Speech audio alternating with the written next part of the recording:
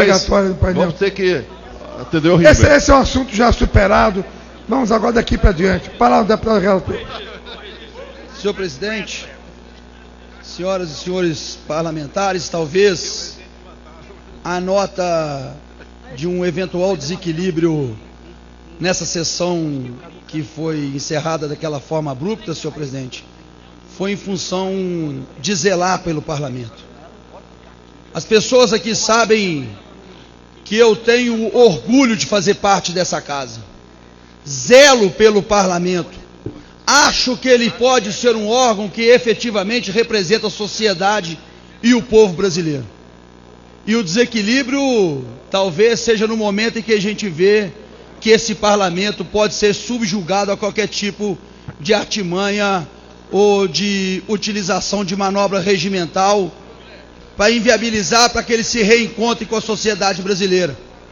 Por isso, talvez um certo desequilíbrio, mas é muito mais por amor, muito mais por defender, do que propriamente desprezar ou fazer com que ele não se reencontre com a sociedade que representamos. Esse processo, senhor presidente, senhoras e senhores parlamentares, foi aberto no dia 9 de abril do mês 4, nós estamos no mês 12, 8 meses depois, com Copa do Mundo, recesso branco e eleições. Nossas eleições, eleições presidenciais, eleições nos governos dos estados. A notificação, depois da abertura do processo, só conseguiu ser feita no dia 13 de maio. O deputado Isalci, que estava conosco lá no Conselho de Ética. O prazo para a entrega da defesa ficou entre 14 e 28 de maio. O deputado André Vargas solicitou, deputado Danilo, mais 2 dias para a entrega da sua defesa. O presidente do Conselho, deputado Izarra, autorizou por 1 dia. A instrução probatória iniciou-se no dia 29 de maio, depois dos 10 dias úteis para a elaboração do parecer preliminar. Nós fizemos isso até o início de julho, quando já estávamos sob efeitos da Copa do Mundo e do recesso branco que aconteceu nessa casa. Nós conseguimos trabalhar a instrução do processo nos meses de julho e agosto. O prazo final do processo aconteceu em 22 de agosto. E nos dias 23, 26 e 30, nós estávamos aqui envolvidos no recesso branco também para as eleições. Na instrução do processo, nós tivemos, por parte do deputado Zé Geraldo, que aqui se encontra, uma questão de ordem. Depois nós tivemos um sorteio. Eu quero dizer aos colegas parlamentares que da outra vez que aqui me coube relatar um processo, eu fui designado pelo senhor presidente. Desta feita, não. Eu fui sorteado junto com 2 outros colegas, deputado Roberto Teixeira, do PP, que declinou do convite do sorteio, e o deputado Renzo Braz, também do PP. E o presidente Izar, fazendo a consulta aos deputados, chegou ao nosso nome para esse relatório. Depois disso, nós tivemos toda a instrução.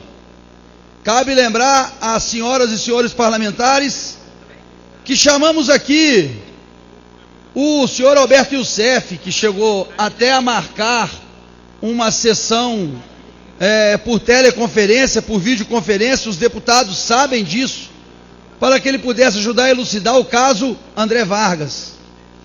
E em função dele estar detido na Polícia Federal, o juiz tinha autorizado, mas o senhor Alberto Youssef disse àquela feita que iria se manter em silêncio para efeitos do processo que corria contra ele.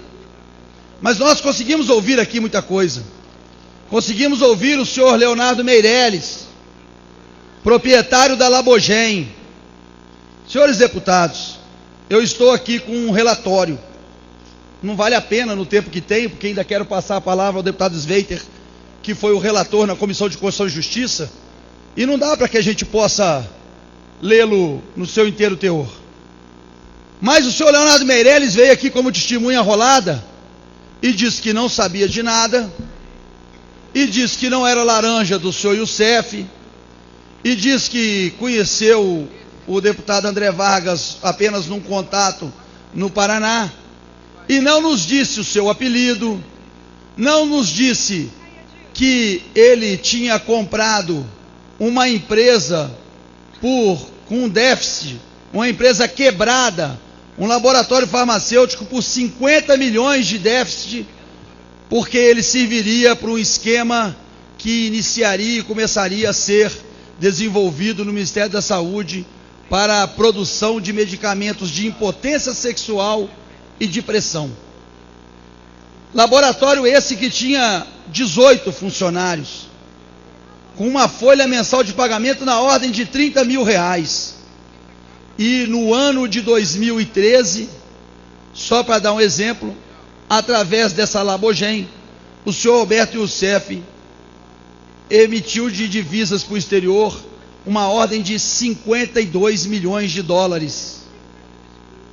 Pois bem, senhores, eu não tenho aqui a prerrogativa de decidir o que essa instrução trouxe.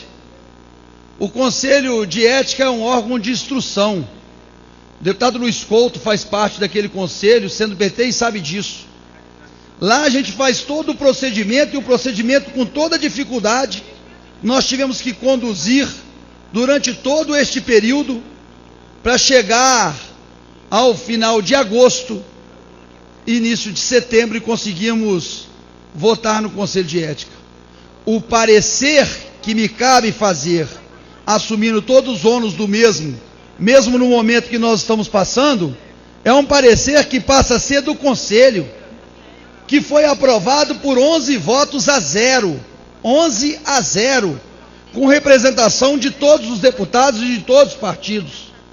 Ele deixa de ser um parecer do deputado Júlio Delgado, ele deixa de ser um parecer eminentemente de um parlamentar ou desejo, até porque, pessoalmente, e ele sabe disso, eu não tenho nada contra o deputado André Vargas, eu não tenho o motivo e o objetivo de perseguir o deputado André Vargas, se não fosse ele um deslize de um feito que atenta contra a ética e o decoro parlamentar. Aqui nós tivemos agora, recente, semana passada, uma disputa política, e os deputados do Partido dos Trabalhadores sabem disso. Representação feita contra o deputado Afonso Florense, representação feita contra o deputado governador eleito Rui Costa, e representação feita contra o deputado Pelegrino. Vejam lá no Conselho de Ética como foi o nosso voto, porque ali era uma disputa eleitoral, ali não tinha nenhum fato que atentasse contra a ética e o decoro parlamentar, até porque ele aconteceu fora do período eleitoral, muito antes do mesmo. Aconteceu no começo de um deslize de um colega nosso, quando disse aqui, nessa tribuna, antes dessa reforma, que de certa forma nos rebaixa um pouco, não é? Dessa tribuna um pouco mais alto, ele disse que apenas tinha pegado emprestado um avião, ele disse que só tinha utilizado a aeronave e que ia pagar o combustível, ele disse que assumia aquele equívoco, nem o combustível, nem o empréstimo e nem o pedido. A secretária Meire, tesoureira do senhor Alberto Youssef, diz que pagou a pedido do senhor Youssef os R$100 mil, R$107 mil de aluguel da aeronave. É por isso, pelo ato cometido aqui, nessa tribuna, perante os seus colegas, perante a atitude tomada por um parlamentar que não honrou a representação que estava fazendo do povo que o colocou aqui como seu representante, que todos nós tentamos fazer, E hoje muitos dos colegas parlamentares fizeram com honradez para resgatar a imagem da casa que representamos. É isso, colegas parlamentares. A relação